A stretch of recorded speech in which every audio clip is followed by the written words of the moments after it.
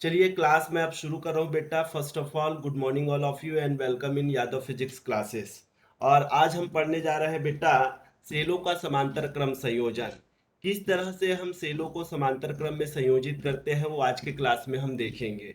Okay, तो चलिए हमारा आज का टॉपिक है सेलों का समांतर क्रम संयोजन। कौन सा क्रम संयोजन? समांतर क्रम संयोजन। बहुत इंपॉर्टेंट टॉपिक है और बहुत बढ़िया टॉपिक है। ठीक है, समांतर क्रम संयोजन, सेलों का समांतर क्रम संयोजन। तो आइए सेलों के समांतर क्रम संयोजन को समझने का प्रयास करते हैं। ऐसे तो क्रमों के बारे में आप सभी लोग जानते हो।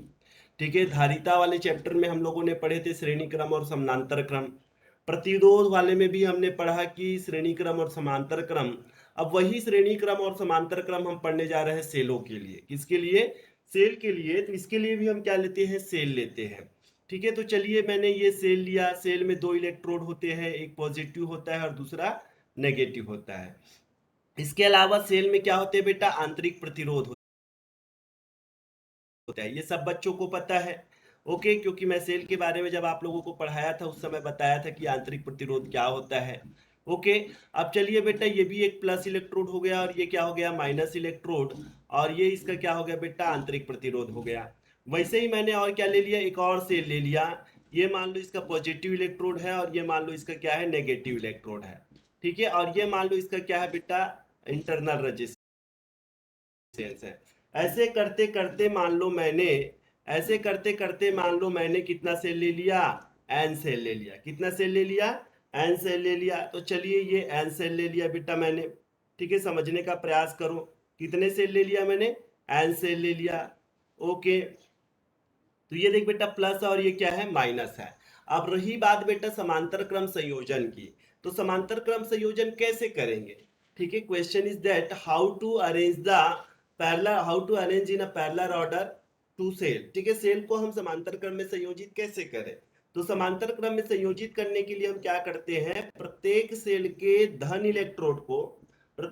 के धन ध्रुव को हम एक बिंदु पर जोड़ देते हैं। ये देखो, आप देख पा रहे हैं बेटा प्रत्येक सेल के धन ध्रुव को मैंने क्या कर दिया? एक बिंदु पर जोड़ दिया। ठीक है, वैसे ही आप क्या करेंगे? प्रत्येक सेल के धन ध्रुव को एक बिंदु पर जोड़ देंगे। तो ये हमने जोड़ दिया। प्रत्येक सेल के धन ध्रुव को मैंने क्या कर दिया? बिंदु ए पर जोड़ दिया। वैसे ही हम प्रत्येक सेल के ऋण ध्रुव को हम दूसरे बिंदु पर जोड़ देते हैं। तो चलिए इसको भी हमने क्या कर दिया? दूसरे बिंदु पर जोड़ दिया। ये देखिएगा, इसको भी हम क्रमशः क्या कर दिए? ऋण ध्रुव को हमने दूसरे बिंदु पर जोड़ दिया। ओके, ये देखो जोड़ दिया। ये देखिए ये हमने जोड़ दिया। ओके, अब उसके बाद करते क्या है? उसके बाद आप देखते हैं, उसके बाद हम क्या करेंगे? बिंदु ए और बी को हम क्या करते हैं? ए और बी के बीच में हम एक बाह्य प्रतिरोध लगा देते हैं। क्या लगा देते हैं? बाह्य प्रतिरोध लगा दिए। तो ये देखिएगा, मैं ए और बी के बीच में मैंने क्या लगा दिया? बाह्य प्रतिरोध लगा दिया। ओके, इस बात को समझने का प्रयास करो। बहुत इंपॉर्टेंट टॉपिक आप लोगों को पढ़ाने का प्रयास कर रहा हूं, आप समझने का प्रयास करिएगा। ओके, तो ये कहलाता है सेलों का समांतर क्रम संयोजन। क्या कहलाता है? सेलों का समांतर क्रम संयोजन। तो ओवरऑल हमने क्या समझा? ओवरऑल हमने ये समझा कि सेलों को समांतर क्रम में संयोजित करने के लिए प्रत्येक सेल के धन ध्रुव को एक बिंदु पर और ऋण ध्रुव को हम दूसरे बिंदु पर जोड़ते हैं। और उसके बाद दोनों बिंदुओं के बीच में हम एक बाह्य प्रतिरोध आर लगा देते हैं। दोनों बिंदुओं के बीच में हम क्या कर देते हैं? एक बाह्य प्रतिरोध आर लगा देते हैं। अब देखिएगा, हमने बाह्य प्रतिरोध आर लगा दिया। अब इसके बाद हम देखेंगे कि ये सेल में कितना धारा बहेगा। ठीक है, इस सेल्स के कारण कितना धारा बहेगा। और वैसे मैं आप सभी को बता चुका हूं कि सेलों को जब जोड़ा जाता है तो वो सेल सेल नहीं रहता है, वो क्या बन जाता है? बैटरी बन जाता है। ठीक है, सेलों को जोड़कर क्या बनाया जाता है? बैटरी बनाया जाता है, जिसे आप सभी लोग जानते हो। तो चलिए यहाँ पर हम देख सकते हैं कि जब सेलों को जोड़ेंगे तो निश्चित रूप से क्या बनेगा? बैटरी बनेगा। तो मान लो पहले वाले सेल का आंतरिक प्रतिरोध आर है, दूसरे वाला सेल का भी आंतरिक प्रतिरोध आर है, तीसरे वाले सेल का भी आंतरिक प्रतिरोध आर है। इस तरीके से आप देखते हो तो कितना कितना सेल आपको दिख रहा है? तो एन सेल यहां पर लिया गया है। कितना सेल लिया गया है? एन सेल लिया गया है। ओके, वैसे ही बेटा मान लो पहले वाले सेल का विद्युत वाहक बल ई है, दूसरे वाला सेल का विद्युत वाहक बल ई है, तीसरे वाला सेल का विद्युत वाहक बल ई है, और dash dash dash dash anyway cell का विद्युत वाहक बल ई है। तो ओवरऑल हम बोल सकते हैं कि यहाँ पर प्रत्येक सेल का विद्युत वाहक बल ई तथा उसका आंतरिक प्रतिरोध क्या है, आर है। ठीक है, तब इन सेलों के कारण आर में बहने वाली धारा का मान हमको निकालना है। आर में बहने वाली मतलब बाह्य प्रतिरोध आर में बहने वाली धारा का मान क्या करना है, निकालना है। तो आइए आप और हम सब जुड़कर इस प्रॉब्लम को सॉल्व करने का प्रयास करें। ठीक है, तो ये सर्किट सभी लोगों को समझ में आ गया होगा, मुझे ऐसा लगता है, और नहीं आया हो बेटा तो आप लोग मुझे पूछ सकते हैं। तो चलिए यहाँ पर हम देखते हैं कि सेलों की संख्या की अगर बात करूं, मैं किसकी बात करूं, सेलों की संख्या, तो कितना सेल लिया बेटा बताइए आप लोग। सेलों की संख्या है एन, सेलों की संख्या है एन है। ओके, सेलों की संख्या कितना लिया, एन लिया, और हमने ये माना कि मान लो प्रत्येक सेल का, और हमने क्या माना, मान लो प्रत्येक सेल का विद्युत वाहक बल ई, प्रत्येक सेल का विद्युत वाहक बल ई है, विद्युत वाहक बल ई है। ओके देन, तथा आंतरिक प्रतिरोध आर है। आंतरिक प्रतिरोध क्या है, आर है। कौन सा आर, स्मॉल आर है। आंतरिक प्रतिरोध क्या है, स्मॉल आर है, तथा बाह्य प्रतिरोध कैपिटल आर है। बाह्य प्रतिरोध, बाह्य प्रतिरोध क्या है, कैपिटल आर है। ओके देन, चलिए यहां तक का कहानी, यहां तक का कॉन्सेप्ट, यहां तक का फंडा सभी बच्चों को क्लियर है। ओके, अब हम क्या करते हैं, सब सेलों का विद्युत वाहक बल निकाल लेते हैं, इस परिपथ का कुल विद्युत वाहक बल निकाल लेते हैं। इट मींस दैट बेटा इस संयोजन का, कौन से संयोजन का, इस संयोजन मतलब समांतर क्रम संयोजन का कुल विद्युत वाहक बल निकाल लेंगे। क्या निकाल लेंगे, कुल विद्युत वाहक बल, कुल विद्युत वाहक बल। अब आप बताइए कि ये जो सेल है वो किस क्रम में जुड़ा हुआ है, तो आप बोलेंगे कि सर समांतर क्रम में जुड़ा हुआ है। समांतर क्रम में आप देखते हैं कि प्रत्येक धन सिरा जो है वो एक बिंदु पर है, और प्रत्येक ऋण सिरा जो है एक बिंदु पर है। ठीक है, इसलिए इसका विद्युत वाहक बल अलग अलग नहीं होगा, इसका विद्युत वाहक बल एक ही होगा, क्योंकि धन एक बन रहा है और ऋण एक बन रहा है। ठीक है, इसलिए अलग अलग विद्युत वाहक बल लेने की जरूरत नहीं है। तो इसका कुल विद्युत वाहक बल हो जाएगा ई। एनी मत लिख देना, एनी लिखोगे तो रॉन्ग हो जाएगा, क्योंकि क्योंकि सेल का जो सिरा है वो अलग अलग बिंदुओं पर नहीं है, ये दो बिंदुओं पर केंद्रित है, इसलिए इसका विद्युत कुल विद्युत वाहक बल जो होगा वो क्या होगा, ई होगा। ठीक है, अब कुल विद्युत वाहक बल के बाद हम निकाल लेते हैं कुल प्रतिरोध। क्या निकाल लेते हैं, कुल प्रतिरोध निकाल लेते हैं। अब कुल प्रतिरोध कैसे निकालेंगे, आइए देखिएगा। ठीक है, तथा तथा इस संयोजन का, तथा इस संयोजन का क्या निकालूंगा, इस संयोजन का कुल आंतरिक प्रतिरोध निकालिए। पहले पहले आंतरिक प्रतिरोध निकालिएगा, उसके बाद कुल प्रतिरोध निकालेंगे। ओके देन, चलिए आंतरिक प्रतिरोध निकालिएगा। अब पूरे आंतरिक प्रतिरोध को आप ध्यान से देखेंगे, गौर से देखेंगे, तो पूरा का पूरा आंतरिक प्रतिरोध जो है वो समांतर क्रम में। आप सर्किट को देखिएगा एक बार जरूर। ठीक है, देखो यहाँ पर आर आर आर आर पूरा पूरा आंतरिक प्रतिरोध समांतर क्रम में है। और समांतर क्रम का सूत्र आप सभी को पता है, सभी बच्चे जानते हैं कि समांतर क्रम का सूत्र क्या होता है सर। तो समांतर क्रम का फॉर्मूला जो होता है वो सबको पता है क्या होता है, यहाँ पर मैं आप लोगों को बता दूं। ठीक है, समांतर क्रम संयोजन में जो तुल्य प्रतिरोध का जो सूत्र होता है 1/Rp बराबर 1/R1 plus 1/R2 plus 1/R3 dash dash dash dash n तक जाता है। क्या ऐसा फॉर्मूला आप लोगों को पढ़ाया गया है, यस सर बिल्कुल पढ़ाया गया है। तो यहाँ पर भी देखेंगे आंतरिक प्रतिरोध समांतर क्रम में है। ठीक है, तो हम मान लेते हैं कि कुल इसका आंतरिक प्रतिरोध क्या है, आर डैश है। कुल इसका आंतरिक प्रतिरोध आर डैश है। क्या है बेटा, आर डैश है। तब हम देखते हैं कि इसका आंतरिक प्रतिरोध हम कैसे निकालेंगे। तो देखिएगा आंतरिक प्रतिरोध निकालने का सूत्र हो जाएगा आर डैश 1 क्या हो जाएगा, आरपी 1/Rp है। तो आरपी की जगह में मैं क्या ले लूंगा, आर डैश ले लूंगा। फिर 1/R1, तो यहाँ पर R1 प्रत्येक सेल के आंतरिक प्रतिरोध तो एक ही है, तो 1 क्या हो जाएगा, R हो जाएगा। फिर दूसरे वाला सेल का भी 1/R हो जाएगा, तीसरे वाला सेल का भी 1/R हो जाएगा। R1 R2 R3 क्यों नहीं ले रहा हूं, ठीक है, इसलिए नहीं ले रहा हूं क्योंकि प्रत्येक सेल का जो आंतरिक प्रतिरोध है वो समान है। इसलिए करके 1/R plus 1/R plus 1/R dash dash dash dash करते करते कहां तक जाऊंगा, एन तक जाऊंगा। तो एन अपॉन क्या हो जाएगा, ये आर हो जाएगा। यस दोनों बेटा, यस दोनों। कहाँ तक जाऊंगा? अब देखेंगे एन तक जाऊंगा, और एन तक जाऊंगा मतलब टोटल प्रतिरोध कितना हो जाएगा? एन अपॉन आर हो जाएगा। तो इस तरीके से हम देखते हैं कि 1 upon R dash is equal to हमें मिल जाता है एन अपॉन आर। बच्चा समझने का प्रयास करे क्योंकि थोड़ा सा कॉम्प्लिकेटेड है। ओके, और चलिए इसको पलट दो, और पलट देते हैं तो ये आर डेस हो जाएगा। अब ये पलटा तो इधर वाला भी पलटेगा, तो इसको भी पलट दो तो आर बट्टा क्या हो जाएगा? एन हो जाएगा। तो इस तरीके से हमें, ठीक है, कुल आंतरिक प्रतिरोध मिल गया आर डेस बराबर आर बटा एन। क्या मिल गया? आर बटा एन। चूंकि हमको धारा निकालना है, चूंकि हमको क्या निकालना है? धारा निकालना है, तो भैया हमको कुल प्रतिरोध भी चाहिए, कुल प्रतिरोध भी चाहिए। तो चलिए अब हम निकाल लेते हैं परिपथ का कुल प्रतिरोध। किसका परिपथ, किसका निकालूंगा? परिपथ का कुल प्रतिरोध। बच्चा समझने का प्रयास करे, बहुत इजी कॉन्सेप्ट है, कोई इसमें खास बात तो नहीं लगता है मुझे। तो परिपथ का कुल प्रतिरोध निकाल लीजिए।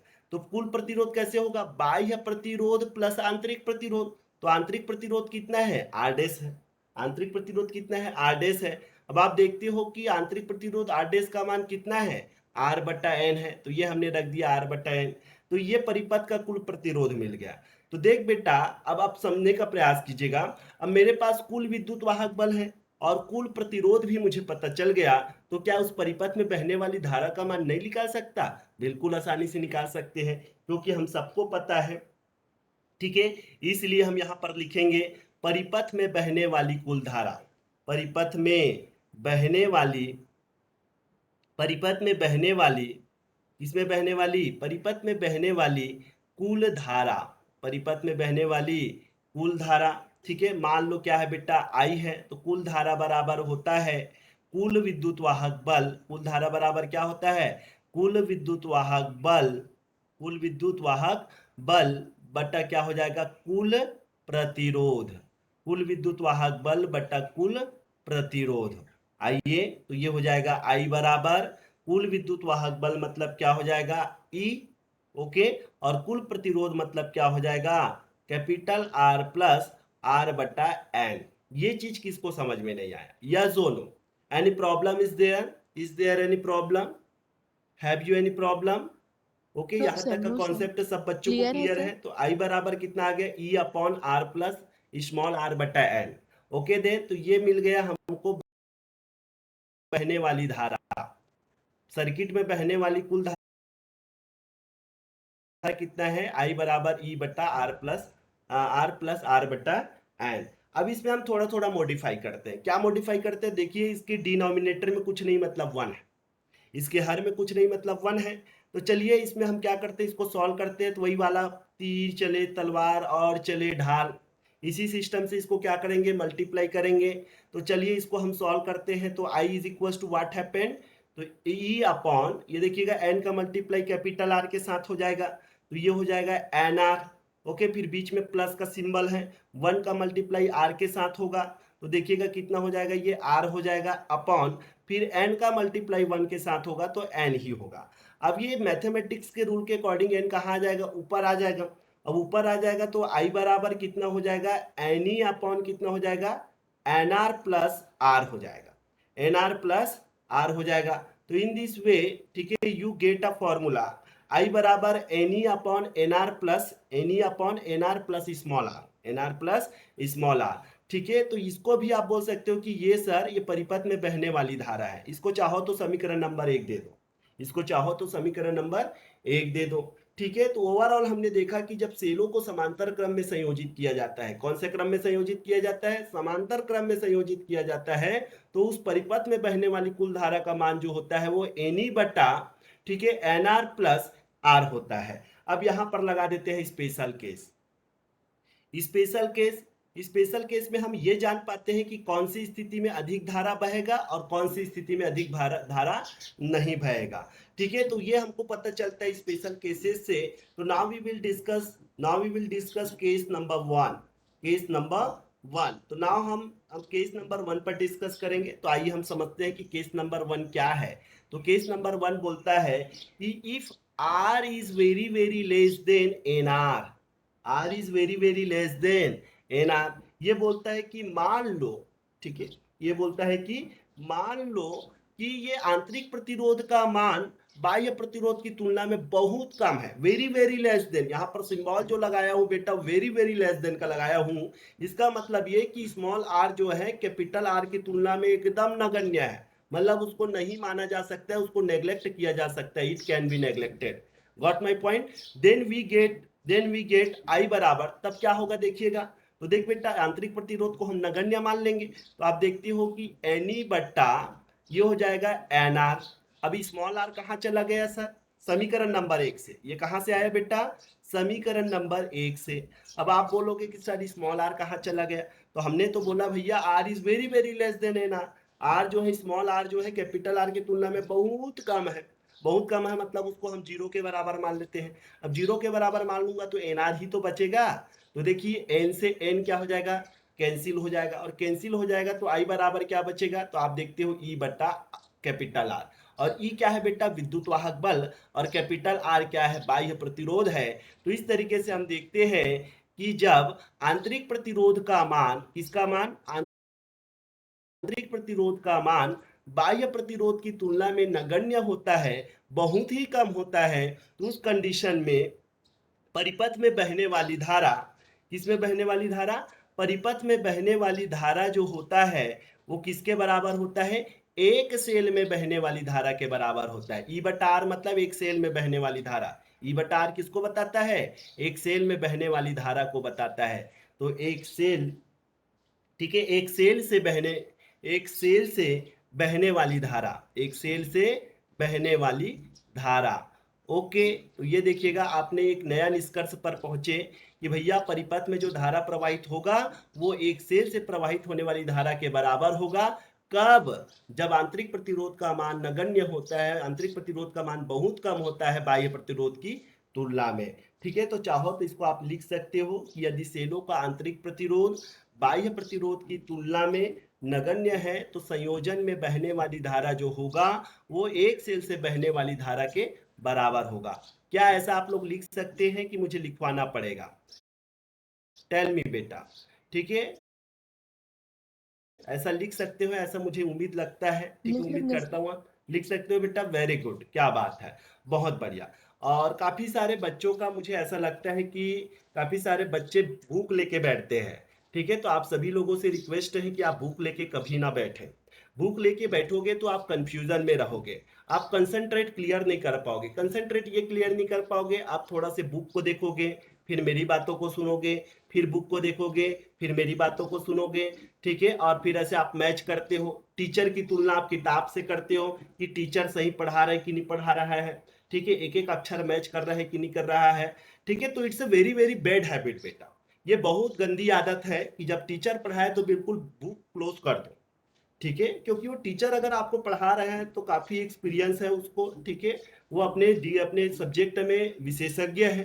ठीक है, और ऐसे शिक्षकों के साथ पढ़ते पढ़ते अगर आप पुस्तक का उपयोग करते हैं और देख रहे हैं कि टीचर सही टॉपिक पढ़ा रहा है कि नहीं पढ़ा रहा है, ठीक है, तो फिर आपसे ज्यादा क्या बोल सकता हूँ, और कुछ नहीं बोल सकता मैं। बाकी आप लोग समझदार हो, इसलिए please I would like to request everybody, ठीक है, don't use book while I am teaching.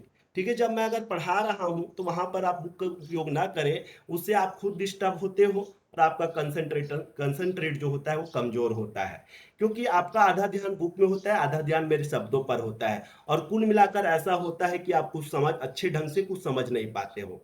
इसलिए किसी एक चीज का उपयोग करें, अगर आप पुस्तक पढ़ रहे हो तो पुस्तक को ही पढ़िए, अगर मेरी बातों को सुन रहे हो तो आप मेरी बातों को ही सुनिए, तो मुझे ऐसा लगेगा कि रियली में आप लोग अच्छा कंसंट्रेट करके उस टॉपिक को कंसेप्ट क्लियर कर पा रहे हो। ओके, चलिए ये तो रहा केस नंबर 1। ठीक है, और चलते चलते हम समझ जाते हैं केस नंबर 2 को। Case number 2, okay. बहुत सारे बच्चों का बैड हैबिट है, इसलिए मैंने बोला है, मैंने खुद अपने क्लासों में देखा है। मैं तो जब क्लास एंटर मारता हूँ तो कोई किसी के पास बुक नहीं रहता है। ठीक है, बुक टोटल बंद करो, मैं अपने हिसाब से पढ़ाऊंगा, मेरे को टॉपिक देखना रहता है, टॉपिक देख लिए पढ़ाना शुरू। ओके, ठीक है, इसलिए मैं, चाहे अभी की बात हो चाहे किसी भी स्कूल की बात हो, आप प्लीज जब भी टीचर पढ़ाए तो आप बुक ना रखें। ओके, चलिए केस नंबर 2 की बात करते हैं। आइए, केस नंबर 2 में हम देखते हैं कि सपोज यदि, ठीक है, यदि बाह्य प्रतिरोध का मान बहुत कम है आंतरिक प्रतिरोध से, तब क्या होगा सर, तब परिपथ में बहने वाली धारा कितना होगा। तो आइए इस पर भी हम विचार करते चले। ठीक है, और दूसरी चीज बेटा, आज आप लोगों को मेरे क्लास का रिकॉर्डिंग भी मिलेगा। ठीक है, आज मैं रिकॉर्डिंग ऑन कर दिया हूं, तो बिल्कुल जैसे ही क्लास खत्म होगा आप सभी को रिकॉर्डिंग ग्रुप में मिल जाएगा। तो चाहो तो जो बच्चा अच्छे से नहीं समझ पाए वो रिकॉर्डिंग में आप समझ सकते हैं। और यादव फिजिक्स क्लासेस एकदम बेहतरीन और इफेक्टिव क्लासेस है, जो आपको एकदम डीप लेवल में जाकर फिजिक्स के कॉन्सेप्ट को क्लियर करता है। यादव सर बिल्कुल नहीं चाहता कि आप लोगों का, ठीक है, जड़ कमजोर हो। आप लोगों के जड़ को मजबूत बनाता हुआ ऊपर की ओर लेकर चलने वाला एक ही क्लास है यादव फिजिक्स क्लासेस, जिसमें आप और सभी अटेंड करते हो और बढ़िया ढंग से आप सीख रहे हो। और वैसे भी मैं आप सभी को यही चीज बोलता हूँ कि हमको फिजिक्स को पढ़ना नहीं है, फिजिक्स को हमको समझना है। ठीक है, और यादव सर पढ़ाता नहीं है, यादव सर सिखाता है, ये बात मान के चलकर, ये बात मानिए और आगे की ओर बढ़िए, तो निश्चित रूप से आप फिजिक्स में बहुत बढ़िया कर पाएंगे। ओके, चलिए आइए काम की बात करते हैं। N R very very less than R, मतलब बाह्य प्रतिरोध का मान आंतरिक प्रतिरोध की तुलना में बहुत कम है। तो इस स्थिति में हम देखते हैं कि परिपथ में बहने वाली धारा का मान कितना होगा। ठीक है, तो समीकरण नंबर 1 को लेते हैं। समीकरण नंबर 1 में हमने ये जाना है एनी बटा क्या होता है, एनी बटा होता है n R plus small R होता है। एनी बटा n R plus small R होता है। चूंकि n R is very very less than small R, इसलिए ये कहने का मतलब आंतरिक प्रतिरोध की तुलना में बाह्य प्रतिरोध का मान बहुत ही कम है। और बहुत ही कम है तो हम एनआर को किसके बराबर लेते हैं, जीरो के बराबर लेंगे। और जीरो के बराबर लेंगे तो आप देख पाते हो आई बराबर हो जाता है एनी। ठीक है, अब इसका मान तो जीरो रख दूंगा, जीरो रख दूंगा तो क्या बचेगा, आर भर बचेगा। और यहाँ पर आप फिर से देख पाते हो आ गया ई बट्टा आर। और ई क्या है, विद्युत वाहक बल है। और आर क्या है, आंतरिक प्रतिरोध है। आर क्या है, आंतरिक प्रतिरोध है। तो विद्युत वाहक बल बट्टा प्रतिरोध कहलाता है धारा। ठीक है, तो इस प्रकार से हम देखते हैं आई बराबर हो गया एन, और ई बट्टा आर मतलब सेल से बहने वाली धारा। ठीक है, तो यहां पर आप लिखेंगे एक सेल से, ई बटा आर मतलब क्या, एक सेल से बहने वाली धारा, एक सेल से बहने वाली धारा, बहने वाली धारा। ओके, तो इस तरीके से हमको एक नया निष्कर्ष पर पहुंचे और एक नया संबंध हमको मिल पाता है। वो क्या होता है कि कब जब बाह्य प्रतिरोध का मान, जब बाह्य प्रतिरोध का मान आंतरिक प्रतिरोध की तुलना में नगण्य होता है, तो उस स्थिति में परिपथ में बहने वाली कुल धारा जो होती है वो एक सेल में बहने वाली धारा का एन गुना होता है। कितना गुना होता है, एन गुनी होती है, इस बात का ध्यान रखिएगा। तो कब आपको धारा ज्यादा चाहिए और कब आपको धारा कम चाहिए, वो आपके ऊपर डिपेंड करता है। अगर भैया आप बाह्य प्रतिरोध को नगण्य मानोगे तो आपको धारा ज्यादा मिलेगा, अगर आंतरिक प्रतिरोध को नगण्य मानोगे तो धारा आपको कम मिलेगा। किस क्रम संयोजन में, समांतर क्रम संयोजन में। तो इस प्रकार से मैंने आप लोगों को समांतर क्रम संयोजन में दो केसेस बताए। ये दोनों केसेस बहुत इंपॉर्टेंट है और नीचे आप लोग लिख लीजिएगा। ठीक है, सेलों को समांतर क्रम संयोजन में उस स्थिति में जोड़ना चाहिए जब बाह्य प्रतिरोध सेलों के आंतरिक प्रतिरोध की तुलना में नगण्य हो। क्यों इस स्थिति में जोड़ना चाहिए, तो बताइए सर। हमको इस स्थिति में धारा का मान अधिकतम प्राप्त होता है, इसलिए जनरली हम सेलों को समांतर क्रम संयोजन में हम इसी क्रम में जोड़ते हैं। ओके, तो मुझे लगता है कि सभी बच्चों को क्लियर है कॉन्सेप्ट। किसी को डाउट है, ठीक है, is there any doubt you can ask me. I hope so कि दिस कॉन्सेप्ट इज क्लियर। और मुझे लगता है कि ये कॉन्सेप्ट आप लोगों को क्लियर है। No Kalyani doubt sir. Pradhan, Janvi, Sanju Kanwar, Balwanti Tikri and Deepa Paikra, सभी बच्चे ठीक है बोल रहे हैं क्लियर है। और आज बहुत अच्छी बात है, मैं जिन बच्चों का नाम आज लूंगा वो टोटल यूट्यूब चैनल पर चला जाएगा। ठीक है, और यूट्यूब चैनल में आपका नाम भी सुनाई देगा। ठीक है, तो क्योंकि आज का क्लास बिल्कुल रिकॉर्डेड क्लास है और रिकॉर्डेड क्लास थोड़ी देर में आप यूट्यूब चैनल पर अपलोड हो जाएगा। ओके, जिसे आप और हम सब देख सकते हैं, पूरी दुनिया को लोग देख सकते हैं, पूरे छत्तीसगढ़ के लोग देख सकते हैं। ओके, और आइए बेटा हम नेक्स्ट जो टॉपिक पढ़ेंगे वो पढ़ेंगे मिश्रित क्रम संयोजन। ठीक है, 6:29 हो चुका है, हमारे पास समय बहुत कम है। ठीक है, तो मिश्रित क्रम संयोजन अगर आप लोग करना चाहो तो कर सकते हो, अगर नहीं सर आप ही बताइए करके बोलोगे तो मैं ये बता दूंगा। चलिए बता ही देता हूं। तो मिश्रित क्रम संयोजन, next our topic is a मिश्रित क्रम संयोजन। मिश्रित क्रम संयोजन मतलब क्या समझते हो बेटा, मिश्रित क्रम संयोजन मतलब क्या समझते हो? मतलब ऐसा संयोजन जिसमें सेल श्रेणी क्रम में भी होता है और समांतर क्रम में भी होता है। तो इस प्रकार के संयोजन को हम मिश्रित क्रम संयोजन कहते हैं। और सर मिश्रित क्रम संयोजन में हम सर्किट कैसे बनाएं? How to make the circuit, ठीक है, विद्युत परिपथ हम कैसे बनाएं? तो उसी चीज को हम, ठीक है, अभी के क्लास में हम सीखने का प्रयास करेंगे। सभी बच्चे पूरे कॉन्सेप्ट के साथ मेरी बातों को सुनने और समझने का प्रयास करिएगा। It's a very very easy concept, बहुत इजी कॉन्सेप्ट है। और फिजिक्स में ऐसा कोई चीज नहीं है जो टफ होता है। बस आपका समझने का लेवल, आपके यूज करने का तरीका, आप उसको किस तरह से ले रहे हो वो आपके ऊपर डिपेंड करता है। तो आइए हम देखते हैं कि श्रेणी क्रम संयोजन कैसे करते हैं। तो इसके लिए हम क्या करते हैं, बहुत सारे सेल लेते हैं और बहुत सारे सेलों को लेकर हम क्या बना लेते हैं, बहुत सारे कतार बना लेते हैं। ओके, तो चलिए मैंने एक सेल लिया, ठीक है, आपके देखते ही देखते मैंने एक सेल ले लिया। तो ये देखिएगा मैंने एक सेल ले लिया, सेल में आंतरिक प्रतिरोध होता है इसलिए हमने इसके साथ प्रतिरोध भी लगा दिया। ओके, तो चलिए एक और ले लिया इसमें सेल और इसको हमने जोड़ दिया। ठीक है, तो ये देखिए हमने फिर से सेल ले लिया और इसको जोड़ दिया और इसके साथ भी क्या है, आंतरिक प्रतिरोध है। और ऐसे करते करते करते करते मैंने ले लिया एन सेल। कितना सेल ले लिया, एन सेल ले लिया। और ऐसे करते करते मैंने पहुंच गया लास्ट स्थिति पर, ये प्लस और ये हो गया माइनस और ये हो गया आंतरिक प्रतिरोध। क्या बच्चा को ये समझ में आया कि नहीं आया? ठीक है, तो इस तरीके से हम पहला कतार तैयार कर लिए। वैसे ही क्या करूंगा बच्चा, दूसरा कतार भी बना लूंगा। कतार मतलब सभी बच्चे समझते होंगे। ठीक है, ये दूसरा कतार बना लिया, इसमें भी मैंने ऐसे से लिया। ये देखो ऐसा सेल लिया। और ये मैंने इस तरह से दूसरा कतार भी तैयार कर लिया। सेलों की संख्या दूसरे वाले कतार में भी सेलों की संख्या एन है, दूसरे वाले कतार में भी सेलों की संख्या एन है। ओके, तो आप देख पा रहे हैं ये दूसरा कतार भी तैयार हो गया। ओके, मैं समझाना क्या चाह रहा हूँ आप लोग समझने का प्रयास करें। बहुत खास चीज आपको देने जा रहा हूँ, इसलिए सभी बच्चे अच्छे से समझें और try to understand me. Okay, और ऐसे करते करते मैं तीसरा कतार भी तैयार कर लूंगा। ठीक है, ऐसे करते करते मैं चौथा कतार भी तैयार कर लूंगा। और ऐसे करते करते मैं एन कतार तैयार कर लूंगा। कितना कतार, एम कतार। कतारों की संख्या देखो, ये पहला, दूसरा, तीसरा, चौथा। और ऐसे करते करते मैं कहां पर पहुंच जाऊंगा, एम कतार पर पहुंच जाऊंगा। कितने कतार पर पहुंच जाऊंगा, एम। ठीक है, तो देखिएगा ये हमने एम कतार पर पहुंच गए।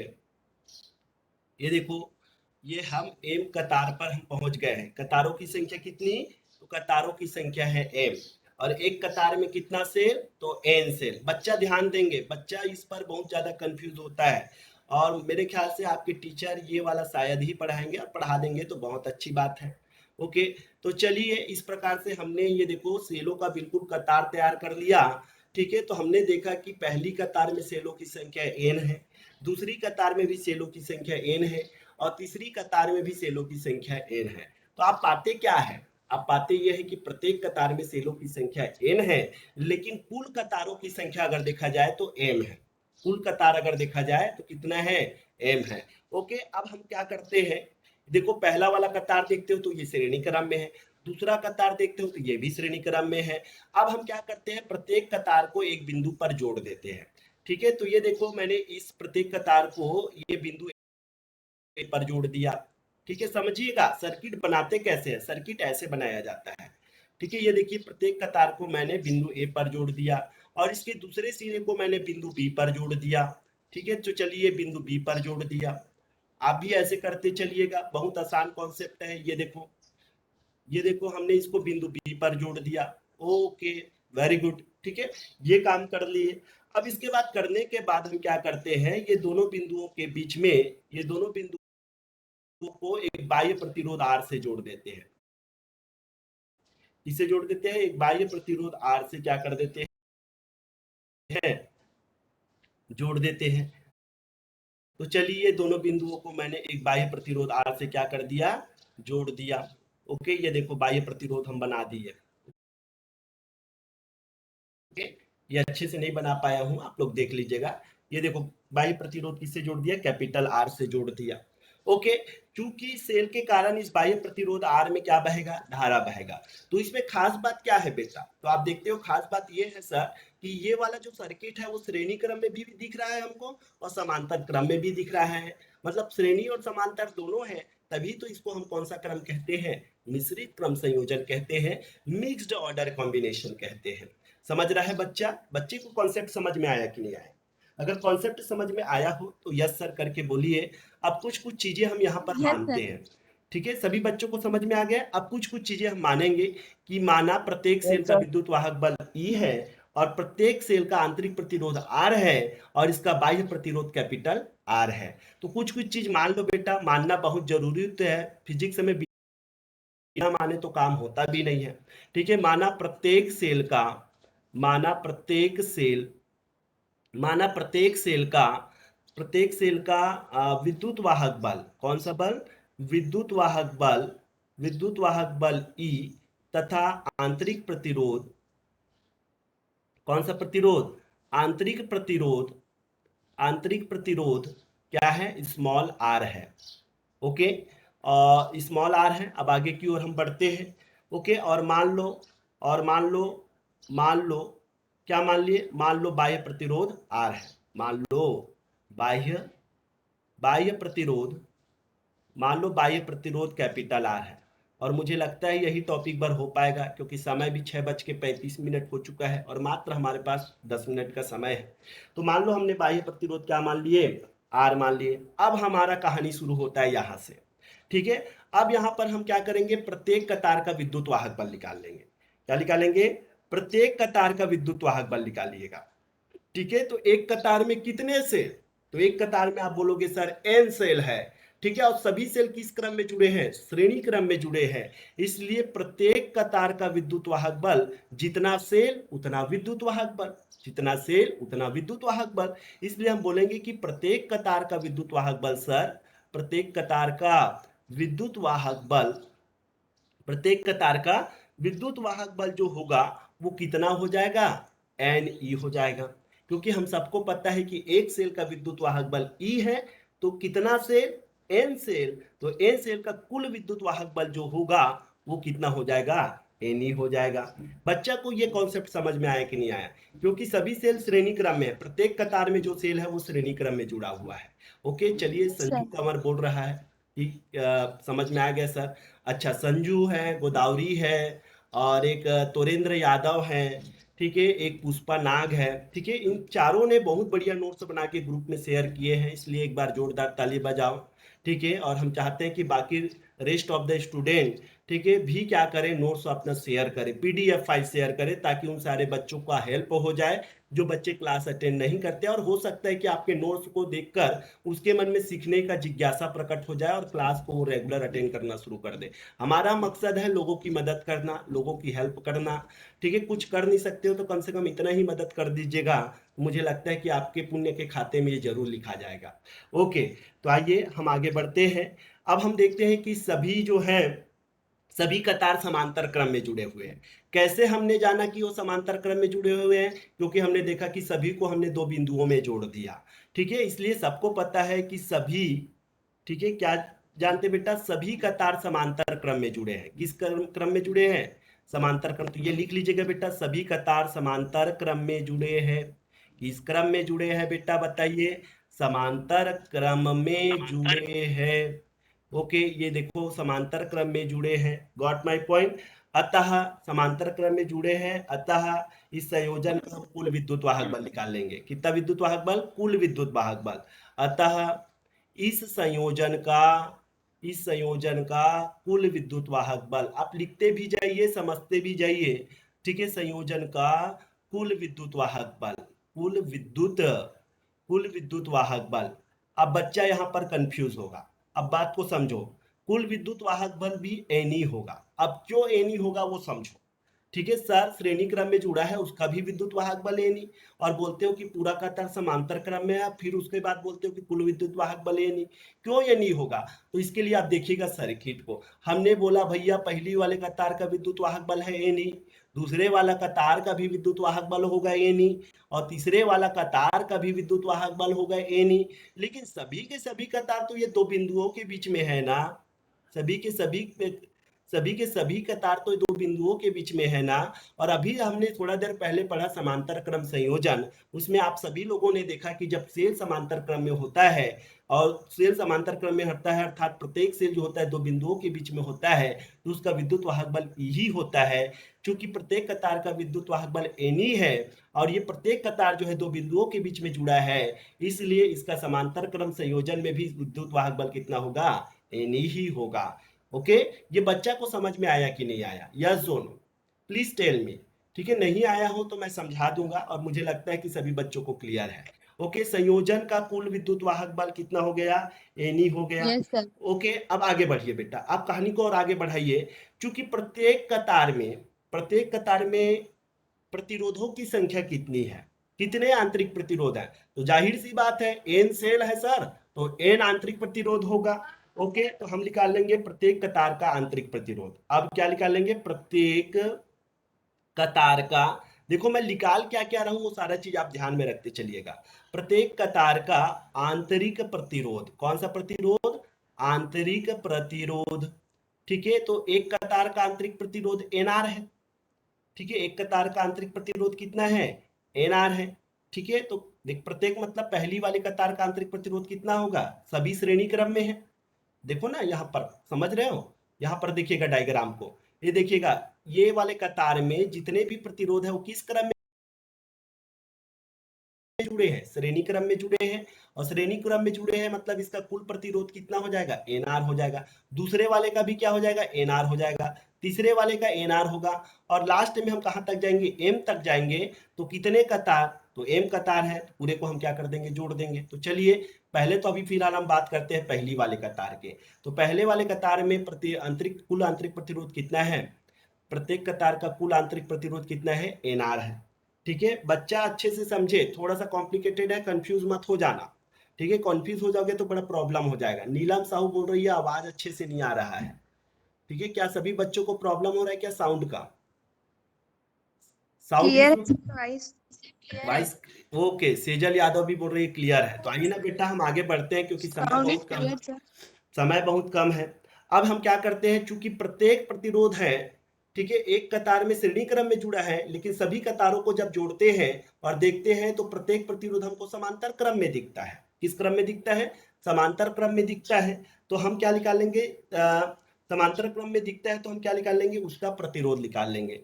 ठीक है, तो आइए, चूंकि प्रत्येक कतार यहां पर लिखेंगे, जल्दी जल्दी समझो बेटा क्योंकि समय हो चुका है। क्योंकि प्रत्येक कतार किस क्रम में जुड़ा है, प्रत्येक कतार समांतर क्रम में जुड़ा है, समांतर क्रम में जुड़ा है, समांतर क्रम में, प्रत्येक कतार समांतर क्रम में जुड़ा है। इसलिए, ठीक है, इसलिए इस संयोजन का कुल आंतरिक प्रतिरोध, कौन से संयोजन का, समांतर क्रम संयोजन का कुल आंतरिक, इस संयोजन का फटाफट समझो बेटा, संयोजन का कुल आंतरिक प्रतिरोध, कुल आंतरिक आंतरिक कुल आंतरिक प्रतिरोध, कुल आंतरिक प्रतिरोध, कुल आंतरिक प्रतिरोध, मान लो, कुल आंतरिक प्रतिरोध मान लो क्या है बेटा, आर डैश है। क्या मान लिया अपन ने, आर डैश है। तो ठीक है, तो हम फॉर्मूला वही लगाते हैं, 1/RP वाला। वन समांतर क्रम संयोजन का होता है ना, 1/RP plus 1/R1 plus 1/R2 plus 1/R3। जानते हो कि नहीं जानते हो, सभी बच्चों को पता है। ओके, डैश डैश करते करते कहाँ तक जाएगा, ये एन तक जाएगा। ओके देन, तो चलिए यहाँ पर हमने हमने क्या माने, समांतर क्रम संयोजन का कुल प्रतिरोध क्या माना है, आर डैश, इसलिए आरपी के जगह में क्या रख दूंगा, आर डैश रख दूंगा। यह दोनों 1/R1 मतलब पहली वाले कतार का कुल आंतरिक प्रतिरोध, तो ये कितना है, एनआर है। दूसरे वाले का भी एनआर है, तीसरे वाले का भी एनआर है। और ऐसे करते करते करते करते कहां तक जाऊंगा, एम कतार। ठीक है, कतारों की कुल संख्या कितनी है, एम है। इसलिए लास्ट में जो आएगा वो कितना हो जाएगा, लास्ट में जो आएगा वो कितना हो जाएगा, एम बटा एन आर हो जाएगा। करते करते कहां तक जाऊंगा, एम तक जाऊंगा, तो एम बटा कितना हो जाएगा, एन आर हो जाएगा। ओके, तो ओवरऑल हमको मिला 1/r डैश बराबर m बटा क्या मिला, nr मिला। अब इसको जब हम सॉल्व करते हैं, ठीक है, तो r डैश बराबर कितना हो जाएगा, अगर इसको पलट दिया तो ये भी पलट जाएगा, तो ये क्या हो जाएगा, nr बटा m हो जाएगा। तो ओवरऑल आप देखते हो कि कुल आंतरिक प्रतिरोध किस क्रम संयोजन में, समांतर क्रम संयोजन में कुल आंतरिक प्रतिरोध मिल गया nr बटा m। ओके, अब ये हमको मिल गया कुल आंतरिक प्रतिरोध। ओके देन, अब हमारा क्वेश्चन क्या है, हमारा क्वेश्चन ये है कि उस परिपथ में कितना धारा बहेगा, मिश्रित क्रम संयोजित करते हैं तो उस परिपथ में कितना धारा बहेगा, ये हमारा मकसद है। और धारा निकालने के लिए बच्चों को क्या पता होना चाहिए, एक तो उस सेल का विद्युत वाहक बल पता होना चाहिए, और दूसरा उसका क्या पता होना चाहिए, प्रतिरोध पता होना चाहिए। तो हम सबसे पहले निकालेंगे कुल प्रतिरोध, क्या निकालेंगे, कुल प्रतिरोध। ठीक है, इसलिए परिपथ का कुल प्रतिरोध, परिपथ का कुल प्रतिरोध, परिपथ का क्या निकालेंगे, कुल प्रतिरोध। कुल प्रतिरोध मतलब क्या होगा, तो ये हो जाएगा बाह्य प्रतिरोध प्लस कुल आंतरिक प्रतिरोध, बाह्य प्रतिरोध प्लस कुल आंतरिक प्रतिरोध बराबर क्या हो जाएगा, ये देखो capital R plus small R dash. Small R dash कितना निकला है, एन आर बटा एम, क्या निकला है, एन आर बटा एम। तो इस तरीके से हमको कुल आंतरिक कुल प्रतिरोध मिल गया। ठीक है, कुल प्रतिरोध मिल गया। अब हम निकाल सकते हैं बेटा, अब परिपथ में बहने वाली कुल धारा, अब परिपथ में बहने वाली कुल धारा, परिपथ में बहने वाली कुल धारा, परिपथ में बहने वाली कुल धारा। तो धारा बराबर क्या होता है, सबको पता है, धारा बराबर क्या हो जाएगा, तो आप सबको पता है कि कुल विद्युत वाहक बल, कुल विद्युत वाहक बल, क्योंकि सेल शब्द का प्रयोग हो रहा है इसलिए विद्युत वाहक बल शब्द का उपयोग करेंगे। कुल विद्युत वाहक बल बटा कुल प्रतिरोध, कुल विद्युत वाहक बल बटा कुल प्रतिरोध। ओके देन, चलिए इंडिकेट कर दिया है समय, फटाफट समझते हैं इस चीज को। तो ये देखिएगा आई बराबर कुल विद्युत वाहक बल आप लोगों ने देखा एनी, कुल विद्युत वाहक बल आप लोगों ने क्या निकाला था, एनी, और कुल प्रतिरोध आप लोगों ने देखा आर प्लस एन आर बटा m, R plus n R बटा एम। इसको सॉल्व करिएगा तो इसके डिनोमिनेटर में कुछ नहीं मतलब 1 है, फिर से वही तीर चले तलवार और चले ढाल, इस सिस्टम से आप इसको मल्टीप्लाई कर दोगे तो आई बराबर क्या मिलेगा वो समझते चलिएगा। देखिएगा बेटा आई बराबर क्या हो जाएगा, स्क्रीन देखिएगा, स्क्रीन थोड़ा ज्यादा फास्ट हो गया। ओके, आई बराबर आप लोग देखेंगे m का मल्टीप्लाई r के साथ करूंगा तो ये m, सॉरी ऊपर में क्या लिखा हुआ है, एनी लिखा हुआ है। ओके, m का मल्टीप्लाई कैपिटल R के साथ करूंगा तो ये कैपिटल mr हो जाएगा।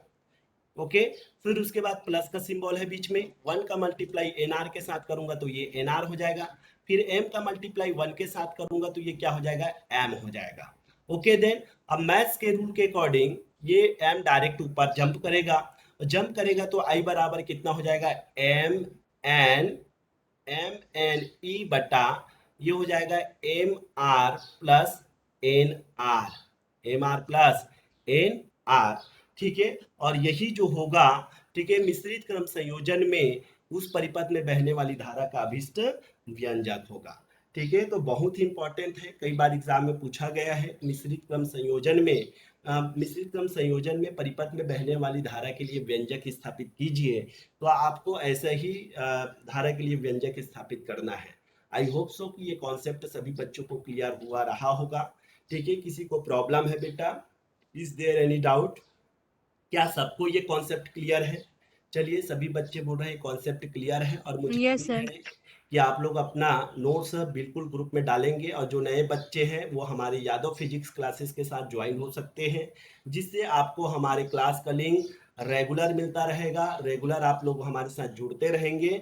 और दूसरी बात ये कि आज का रिकॉर्डेड क्लास आप लोगों को, ठीक है, आपके ग्रुप में मिल जाएगा। ठीक है, सभी बच्चे उसको देख सकते हैं, जो बच्चे समझ में नहीं आया उसको आप रिवर्स फॉरवर्ड दोनों करके आप देख सकते हैं। Okay, thank you so much that you have joined our class and that you have given your precious time to our physics classes, for that wish you many many thanks. आप सभी को बहुत बहुत धन्यवाद, और हम चाहते हैं कि यादव फिजिक्स क्लासेस की लिंक को आप ज़्यादा से ज़्यादा लोगों को शेयर करें, ज़्यादा से ज़्यादा बच्चों को जोड़ें, ताकि मुझे भी पढ़ाने में मजा आए और आप लोग भी उतना ही मजा के साथ पढ़ो।